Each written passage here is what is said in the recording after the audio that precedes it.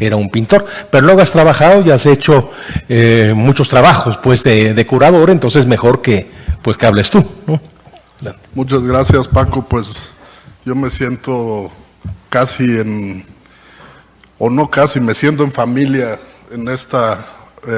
noche aquí, porque ya siento casi como que Ernst Semic es mi tío.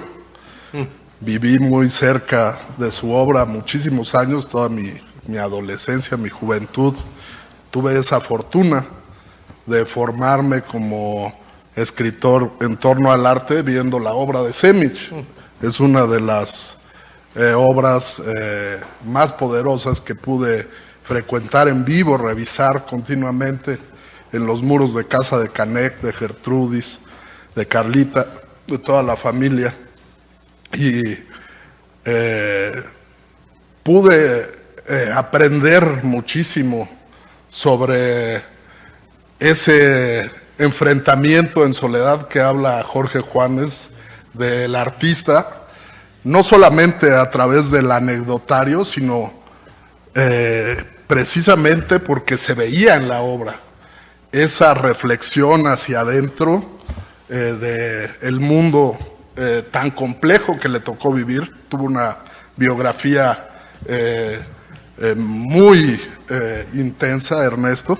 y México fue un remanso para filosofar a través de los cuadros, para poetizar a través de la pintura misma. Y pues bueno, casi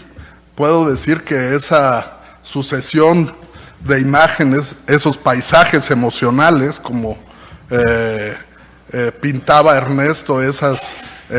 nubes, esos corrales que estaban hablando de sus ideas y sentimientos, esos trabajadores que se iban vaporizando en su labor de la pesca, en la poética de la relación del hombre con el mar y de la obtención del alimento de un espacio natural tan bello como es la playa y el trabajo con las redes. Hablan de esta introspección, de esta visión maravillosamente poética que tenía este artista. Y en ello, o ahí, en ese filón, obviamente está su gran aporte y la gran enseñanza que tuve la fortuna de recibir para poderme dedicar a escribir, a dialogar con los artistas, ¿no? Y pues en familia me siento también porque está Paco aquí presentándonos, y tuve la maravilla de poder escucharlo y aprender de él sobre historia, sobre los vínculos de la historia y el arte, del pensamiento y la literatura, de la filosofía, en el momento en que estaban surgiendo, en los desayunos, en las comidas infinitas en casa de ellos. Y pues era como tener el programa de radio que luego escuché 10 años después, y aprender pues de una sensibilidad que también se acerca en ese sentido a la de Ernesto, ¿no? De siempre pensar que el mundo, a pesar de su problemática, a pesar de su caos, florece también a través de la creación humana. Y en ese sentido iba un poco mi reflexión de hoy, después de que estamos inmersos en una realidad cada vez más compleja y en muchos sentidos cada vez más parecida también al momento que vivió Ernesto, ¿no? Ernst Semic se formó y se consolidó como artista en un mundo que vivió una crisis tan compleja como la que estamos hoy viendo. Quizás la dispersión de los conflictos en nuestra actualidad, así como las pequeñas islas en que vivimos, por ejemplo nosotros, no nos dejan ver la profundidad de este quiebre de civilizaciones que ya viene ya muchos años profundizándose hasta dejarnos con un candidato de perfil maníaco oligofrénico como triunfador de las elecciones en la mayor potencia del mundo. Semic vivió de cerca el ascenso de Hitler al poder era parte de la dirección de la agencia alemana de noticias cuando esto sucedió. Y por increíble que parezca, sobrevivió un tiempo en su cargo. Por su parte, su padre había llegado a ser ministro de Finanzas durante un periodo de la República de Weimar, quizás el puesto menos envidiable en una Alemania que se sumergía aceleradamente en la crisis producto de las grandes indemnizaciones de guerra que tenía que pagar al ser la perdedora de la Primera Guerra Mundial. Luego, además, se cruzaría la crisis financiera del 29, lo que sumió a aquella nación en niveles de desempleo y miseria que nos resultan difíciles de imaginar. La gran crisis del capitalismo del 29 se resolvió además con la Segunda Guerra Mundial. Hoy el mundo no ha logrado salir de la crisis financiera que se manifestó con su mayor fuerza en 2008, y varios indicadores económicos nos dejan ver no solo que sigue latente, sino que puede estallar con mayor fuerza de lo sucedido hace 8 años. Baste señalar el dato que el Deutsche Bank, el banco más poderoso de Europa y Alemania, está prácticamente en quiebra, esperando inversionistas chinos para que lo rescaten del colapso. Los niveles de estancamiento de la economía americana se ven en las calles. Detroit, la otrora maquinaria central del crecimiento norteamericano, es hoy casi una ciudad fantasma. Seattle, una de las ciudades sedes de las mayores empresas del planeta, con corporativos del tamaño de Boeing, que produce aviones, cohetes y satélites al por mayor para la NASA, Starbucks, Microsoft, del hombre más rico del planeta, Amazon, en fin, están rodeados de miles de personas que viven en las calles del centro de Seattle, homeless, drogadictos, desempleados. Estos contrastes, esta miseria en el seno del imperio, hicieron a Trump como antes hicieron a Hitler. El arte de hoy, el de Semich y el de sus contemporáneos, refleja en muchos casos ese mundo hostil, pero también reacciona ante él. México es hoy un territorio de guerra en que el capitalismo fragua sus negocios sucios: narcotráfico, tráfico de órganos, de personas, prostitución, robos, secuestros, bajo el costo de más de 100,000 muertos los últimos 15 años, sin que se cuenten los heridos, desplazados, lisiados de por vida o huérfanos. Nos acostumbramos a guerras atomizadas, móviles, sin enemigos claros, sin pies ni cabeza. En los Estados Unidos hay más de 20 millones de personas de origen mexicana, refugiados todos de una guerra económica sin tregua. En Europa, los actos terroristas cierran a las naciones y son caldos de cultivo para Trumps de ultraderecha en muchos países.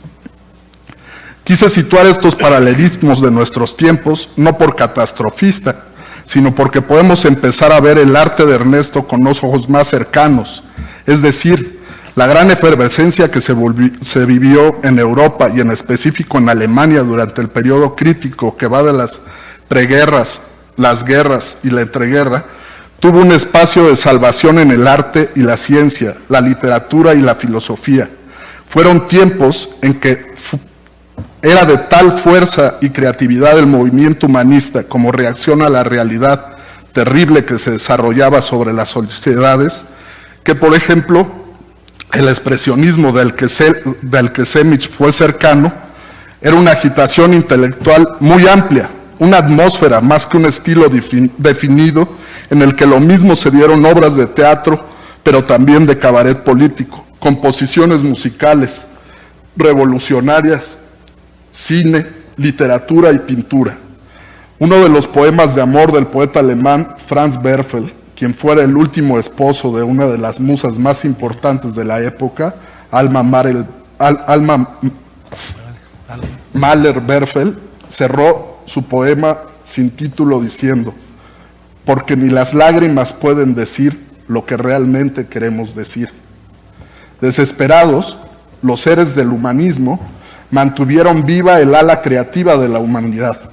Fueron ellos los que, como Semich, estudiaron o dieron clases en la Bauhaus, quienes, a pesar de la destrucción absoluta de todos los valores humanos, de las nociones de cultura acumulados por la humanidad durante siglos, mantuvieron como una onda expansiva que sobrevivió los bombardeos, los asesinatos, el lucro feroz del hombre por el hombre, la vendimia de las vidas. Fueron ellos, a través de sus artes y sus ideas, los que lograron dejar un legado noble y un ideal para las futuras generaciones cuando la Segunda Guerra Mundial había terminado. Semič transitó por muchas de las ramas creativas de ese momento. Fue hombre de teatro, hizo escenografías para películas de la vanguardia en Alemania, escribió como periodista cultural, pintó, estaba totalmente metido en lo que Walter Haas-Kleber definió hablando de Kandinsky como la revuelta del espíritu contra la realidad. Así pues, mientras las visiones conservadoras del mundo hablan de los destructores del arte refiriéndose a todos aquellos que eran parte de las vanguardias y sus entornos, lo cierto es que estábamos presenciando la creación en términos absolutos, porque la creación más verdadera en ese momento era crear lo nuevo ante el derrumbe y la decadencia evidente de los valores viejos. Así como los sonidos de Schoenberg eran semillas para germinar la música, las propuestas que se enseñaban en la Bauhaus eran un ars combinatoria de tradiciones, filosofías, estudio de la realidad, innovación técnica, arte al servicio de lo social, en fin, un verdadero laboratorio en que los alumnos podían realmente abrir su mente a un entendimiento muy amplio de la creación artística y el desarrollo intelectual de un ser humano. De esa escuela surgieron cosas e ideas que nos siguen rodeando, desde la iluminación dirigida para exposiciones y mesas de arquitectos, la museografía interactiva, los desarrollos habitacionales dignos y funcionalistas, los muebles tubulares, patrones tipográficos de la industria editorial contemporánea, formas de abordar la imagen que revolucionaron el arte, la publicidad, la propaganda. Semič, con su carácter libertario y las enseñanzas obtenidas, tras año y medio de saltar del microscopio o el telescopio a las pinturas en las clases de Kandinsky o Feininger, o de tratar de traducir las notas del violín de Klee en pinturas porque Klee les tocaba a sus alumnos con ese propósito, o de pasar por el curso introductorio con Keiten, con quien combinaba la yoga con las teorías del psicoanálisis o la pedagogía infantil, o ponía a los alumnos a diseñar disfraces y fiestas temáticas, o de discutir con Gropius los problemas del arte y la arquitectura y la industria, de las urbes crecientes, en fin, salió de la Bauhaus para subirse al último barco mercante de velas que funcionaba en Alemania y se llenó de vida a ras de los trabajadores, de los marineros. El campesino, el pescador, los hombres que alimentan al mundo, fueron presencias constantes en la vida y obra de este hombre, quien al mismo tiempo podía ser amigo de Einstein o de los filósofos, escritores o pintores más refinados y lúcidos de su época. Las maneras en que Semič trabajó pretendían resumir en cada serie el espíritu de esa gran aventura intelectual que resistió desde el espíritu a la realidad y que desarrollaron las artes plásticas, la música y todas las demás artes en esta época. Su postura de tomar una imagen reconocible e irse apropiando de ella con un estilo que combinaba trazos y gestos del expresionismo, pero que si era necesario también volteaba al cubismo o a De Stijl o al arte chino o al Renacimiento para ir abstrayéndose, convirtiendo al objeto real en una fuerza poética, durante cada serie una inmersión en el arco creativo de las vanguardias y más allá. Así, podemos ver los cuadros de la pesca y la pesca maravillosa, para mí una de las series centrales en el quehacer artístico de Ernesto, y que fuera ya realizada ya en México en 1975. A pesar de que la familia la divide en dos series, para mí es única e ininterrumpida, y lleva a un extremo las mismas metamorfosis que series desarrolladas en Alemania, como sus árboles en medio de la ciudad. Aquí en México se encuentra con una cultura que ya le había impresionado en sus lecturas o en las piezas arqueológicas que conoció en diversos museos europeos. Tanto le significaba el mundo prehispánico, que su hijo se llama Canek.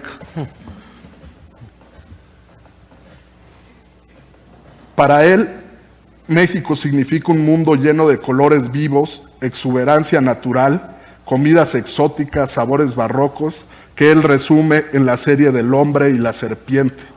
Parece sorprenderle esa manera de resolver en México la relación con la muerte, esa manera de hacer tan festivo y florido el espacio y el concepto de mortalidad, esa definición del peligro mortal que encarna la serpiente, de la fuerza de la naturaleza que es bella, seductora en su forma, pero que es a la vez la fuerza natural que nos puede aniquilar.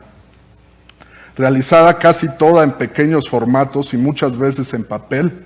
los trabajos de Semich reflejan la itinerancia de su vida, el vagabundeo por el mundo, las circunstancias complejas que también fuerzan las mudanzas, mas también los ánimos de explorar la tierra, la intensidad con que vivía Ernesto, que lo llevó a atravesar el mar para vivir en México, al lado de su amada Gertrudis, y procrear acá un hijo y dejar su legado artístico.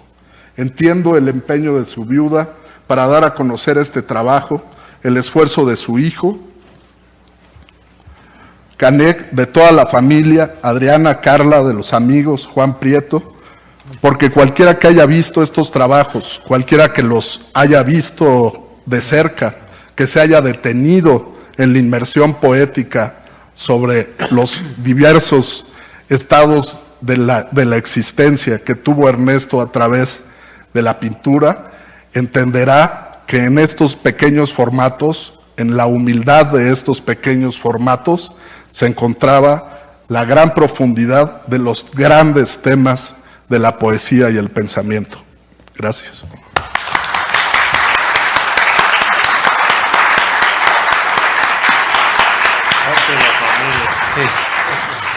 Bien,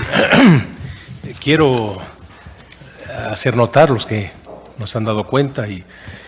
agradecer además la presencia de Laura Bosques, hija de Gilberto Bosques, un hombre que llevó luz.